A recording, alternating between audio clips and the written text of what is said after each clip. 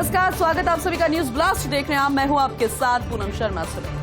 चलिए आगे बढ़ेंगे, दिखाएंगे अहम खबरें, लेकिन सबसे पहले बात करेंगे एलपीजी डीलर्स की, जिन पर अब तेल कंपनियों की मनमानी नहीं चलने वाली है। खास खबर आप तक पहुंचा रहे हैं। तेल कंपनियों की तरफ से एमडीजी की कार्रवाई पर खाद्य मंत्री सख्त है। खाद्य मंत्री प्रताप सिंह खाचरियावास ने एलपीजी डीलर्स पर लागू सभी एमडीजी की कार्रवाई पर रोक लगा दी है। खाचरियावास ने इस पूरे मामले में कमेटी गठन के प्रस्ताव को भी मंजूरी दे दी है। खाद्य विभाग की तरफ से जल्द जारी होंगे इस बारे में विस्तृत आदेश भी। वहीं तेल कंपनियां सीधे किसी भी एलपीजी डीलर पर अब एमडीजी की कार्रवाई नहीं कर सकेंगी और किसी भी डीलर पर एमडीजी दरअसल कोई भी कार्रवाई सीधे तौर पर नहीं होगी। पहले किसी भी डीलर पर एमडीजी की कार्रवाई से पहले राज्य सरकार के स्तर पर समीक्षा की जाएगी। पहले समीक्षा, फिर कोई एक्शन। खाद्य मंत्री की अध्यक्षता में गठित कमेटी इन प्रकरणों की समीक्षा करेगी। प्रस्ताव की मंजूरी से LPG distributors federation of Rajasthan में खुशी की लहर है। फेडरेशन अध्यक्ष दीपक सिंह गहलोत ने आभार भी जताया है और इस फैसले के लिए मुख्यमंत्री अशोक गहलोत और खाद्य मंत्री का आभार जताया गया। कहा, सरकार के फैसले से एलपीजी डीलर्स पर इंस्पेक्टर राज अब समाप्त होगा। अब बात करेंगे अनोखी शादी की। दरअसल ये अनोखी शादी हुई बाड़मेर जिले के गुड़ा मलानी में। शादी में ना हाथी, ना घोड़ा और ना ही कोई लवाजमा। 51 ट्रैक्टर्स पर 200 बाराती और दूल्हा बना ड्राइवर। एक किसान ने ट्रैक्टर पर निकाली अपने बेटे की बारात। जी हां, दूल्हा खुद ट्रैक्टर चलाकर दुल्हन को लेने के लिए पहुंचा। ट्रैक्टर्स का 1 किलोमीटर लंबा काफिला एक साथ निकला। वहीं सगरानियों की वेरी गांव के प्रकाश चौधरी की बारात थी। रोली गांव की ममता गोदारा के साथ प्रकाश चौधरी की शादी हुई है। बारात ने 15 किलोमीटर का सफर 51 ट्रैक्टर्स पर पूरा कर लिया। अनोखी बारात के दृश्य सोशल मीडिया पर वायरल हो रहे हैं।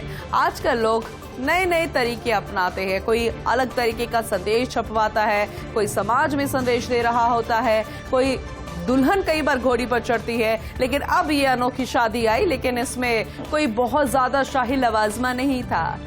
ट्रैक्टर, ट्रॉली, काफिला और एक सिंपल यहाँ पर बारात निकाली गई। लेकिन ये सिंपल जरूर थी, लेकिन अनोखी थी। अब ये सोशल मीडिया पर वायरल हो रही है।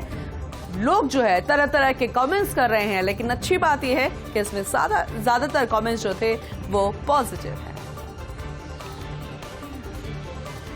ट्विटर पर यूपी सीएम योगी आदित्यनाथ का जलवा बरकरार है। दरअसल लगातार वो रिकॉर्ड तौर जो है अपने फॉलोअर्स को बढ़ावा दे रहे हैं। अपने कार्यशैली से तो जाने ही जाते हैं, लेकिन लगातार उनके फॉलोअर्स भी बढ़ रहे हैं। अब ट्विटर पर उत्तर प्रदेश के मुख्यमंत्री योगी आदित्यनाथ के फॉलोअर्स की संख्या दरअसल 2.5 करोड़ के पार पहुंच चुकी है। जी हां, सितंबर 2015 में पहली बार ट्विटर पर आए थे योगी आदित्यनाथ। यानी सबसे पहले उन्होंने 2015 में शुभारंभ किया था ट्विटर का, और उस समय वो सिर्फ सांसद थे।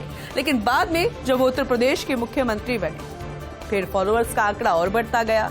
अब सोशल मीडिया पर योगी आदित्यनाथ का महा रिकॉर्ड बन गया है। जी, देश के बड़े बड़े दिग्गज नेताओं को उन्होंने प्रचार दिया है।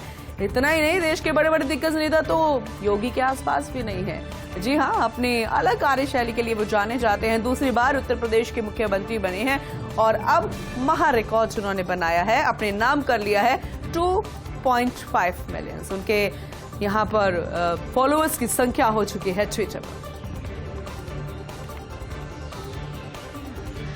मुख्यमंत्री अशोक गहलोत ने 3 राज्यों के मुख्यमंत्री को पत्र लिखा है। दरअसल कर्नाटक, तमिलनाडु, पश्चिम बंगाल राजस्थान भवन के लिए उन्होंने जमीन मांगी है। कर्नाटक, तमिलनाडु और पश्चिम बंगाल माफ कीजिएगा, Karnataka CM Siddaramaiah, Tamil Nadu CM MK Stalin, Paschim Bangal CM Mamata Banerjee को गहलोत ने अलग अलग लेटर लिखा। इंडिविजुअल्स उन्होंने लेटर्स वहां पहुंचा दिए हैं और तीनों ही राज्यों की राजधानियों में राजस्थान भवन बनाने का उन्होंने प्रस्ताव रखा है।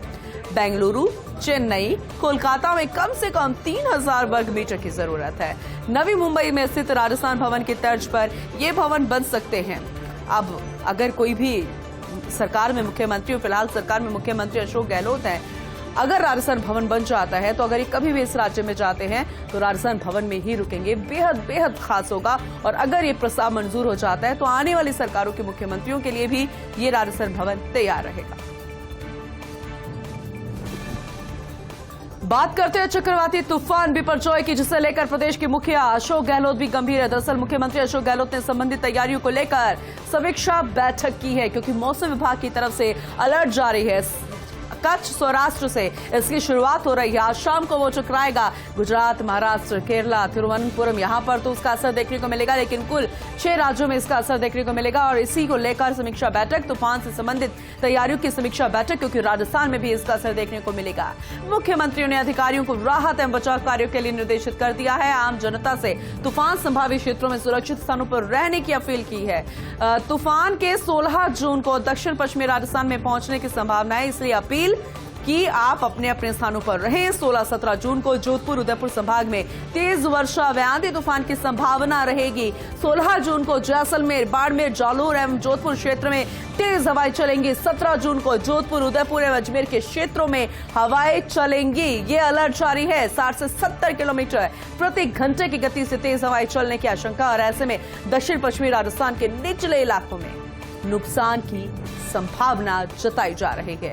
जल भराव हो सकता है, मकान क्षतिग्रस्त हो सकते हैं, बिजली पोल, पेड़ पौधों के उखड़ने की आशंका है। सभी जिला कलेक्टर्स व संबंधित विभागों को मुख्यमंत्री ने निर्देश जारी कर दिए हैं और 24 घंटे चक्रवात बाढ़ नियंत्रण कक्ष संचालित करने के भी निर्देश जारी कर दिए गए हैं, क्योंकि राजस्थान में भी इसका असर होगा 16 और 17 तारीख को, यानी कि बहुत ज्यादा असर देखने को मिल सकता है। इसे लेकर मुख्यमंत्री अशोक गहलोत बेहद गंभीर। तो राजस्थान में भी बिपरजॉय तूफान को लेकर अलर्ट जारी है। मौसम विभाग से तूफान को लेकर प्रदेश में रेड अलर्ट जारी कर दिया गया है। हमने आपको भी बताया था कि ऐसे मुख्यमंत्री अशोक गहलोत ने गंभीरता दिखाई है, बैठक की है, समीक्षा बैठक, और फिलहाल ये निर्देशित कर दिया गया है कि किस तरीके से तैयारियां रखनी है। वही मौसम विभाग की तरफ से रेड अलर्ट जारी कर दिया गया है। तूफान की तीव्रता को देखते हुए बाड़मेर, जोधपुर, जालोर, नागौर, पाली में मौसम विभाग से रेड अलर्ट जारी है। इसको समझिए आप, इन जिलों में अति भारी यानी 150 से 250 मिलीमीटर बारिश होने के आसार है। साथ ही 16 जिलों में मौसम विभाग से ऑरेंज अलर्ट भी जारी कर दिया गया है। इन जिलों में भी तेज हवाओं के साथ भारी बारिश का अलर्ट है। मौसम विभाग के अनुसार 17 जून को तूफान का ज्यादा असर रहेगा। ये बहुत बड़ी खबर, ऐसे में बहुत ज्यादा जरूरी हो तभी आप घर से बाहर निकलिए, नहीं तो जो साइड इफेक्ट्स जो है मौसम की वजह से, बदलाव की वजह से आएंगे, उसका असर जो है वो कहीं आपको नुकसान ना पहुंचाए। इसलिए निर्देशित कर दिया गया है, आपको अपना खुद का ख्याल अब रखना होगा। तमिलनाडु में अब डैमेज कंट्रोल में भाजपा जुट चुकी है। तमिलनाडु प्रदेश भाजपा अध्यक्ष अन्नामलाई का विरोध तेज हो चुका है। अन्नामलाई ने जयललिता के बारे में आपत्तिजनक टिप्पणी की थी और इस पर सहयोगी अनाथ द्रमुक ने गठबंधन तोड़ने की धमकी दे दी थी। प्रभारी महासचिव सीटी रवि 23 जून को तमिलनाडु जाएंगे। हालांकि अन्नामलाई की कोई गलती नहीं मानते हैं सीटी रवि। सीटी रवि ने साफ कह दिया है कि अन्नामलाई ने जयललिता का नाम नहीं लिया है। पिछली सरकारों के भ्रष्टाचार का जिक्र ही तो कर रहे थे अन्नामलाई, यानी कि सफाई दी है, पक्ष रखा है। लेकिन कुछ भी हो, यहां पर अब सिर्फ मतभेद नहीं, मनभेद होता हुआ भी नजर आ रहा है।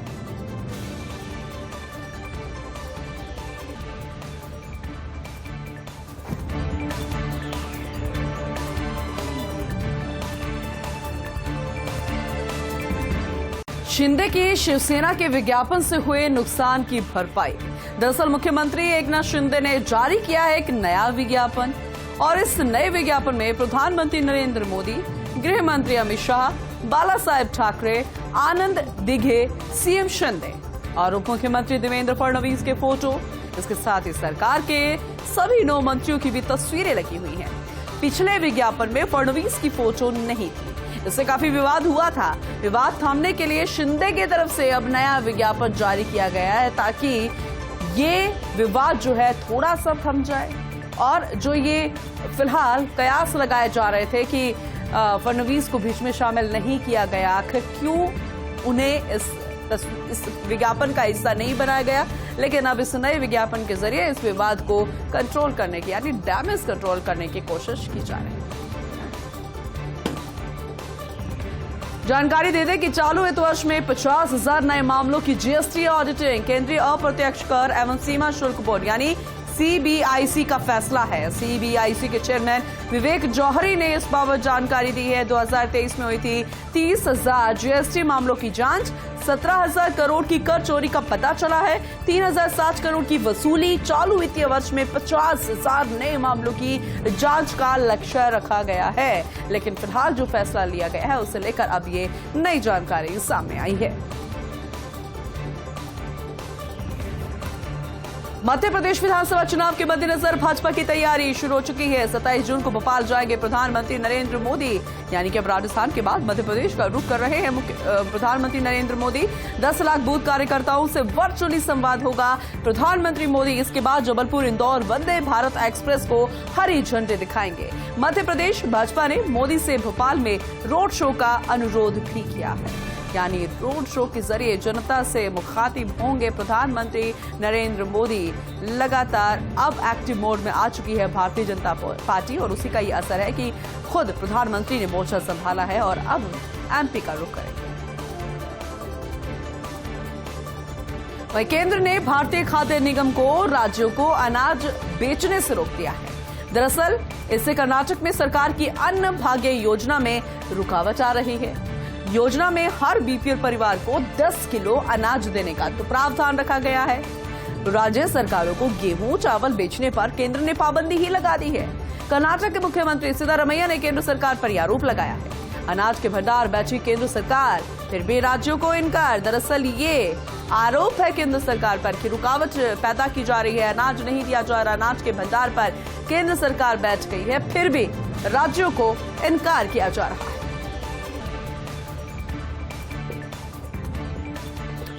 चलिए अगली खबर का रुख करते हैं और एक खास खबर। दरअसल मायावती के मुख्यमंत्री रहते भाई भाभी ने फायदा उठाया। मायावती के भाई भाभी को 40% डिस्काउंट पर 261 फ्लैट्स मिले।